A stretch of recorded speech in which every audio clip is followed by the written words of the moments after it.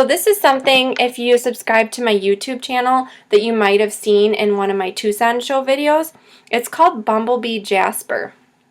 And so it is really crazily patterned stuff, and it's not technically a true jasper, and I'll talk about that a little bit in a minute, but I just want you to take a look at the swirling patterns that this stuff has, because it's really, really beautiful. And you could see it's like orange and yellow with bands of gray, and the end of this one is really orange. It looks a little more yellow on the screen, but in person they're like tangerine orange with some yellow. They're really, really cool, and I just loved the patterns.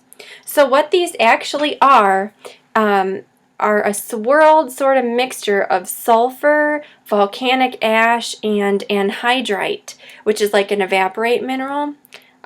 So you get these really interesting swirling bands of color, and there's a lot of sort of mixed review about this Bumblebee Jasper on the internet right now. If you try and research it a little bit, you know, some people really like it for the color and that kind of thing, but some people have a major issue because they're calling it a jasper and it's not truly a jasper, and so people don't like that, right? Jasper is one of those dirty words like daisy that it can mean so many different things, and this isn't actually a true jasper. A true jasper is a cryptocrystalline quartz, and it wouldn't have any banding or anything.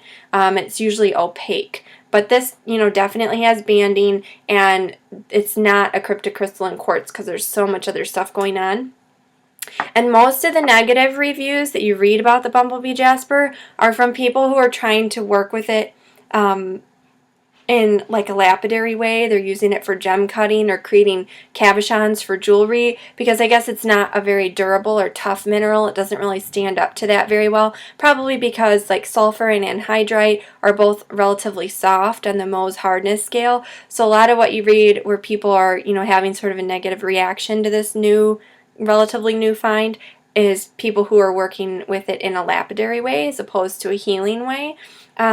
And I haven't had too much chance to work with this yet, but I was asking the vendor what the stone is used for metaphysically, and she said she just loves it because it makes her so happy. And I can definitely see that, you know, the bright colors, and it's called Bumblebee Jasper. I just picture like a fat, happy little bumblebee, so I can definitely see where she gets that. But after I work with it a little bit more, I'd like to do a little write-up about it because it is such a new thing that anyone who has a piece probably isn't going to be able to find too much about the metaphysical properties yet.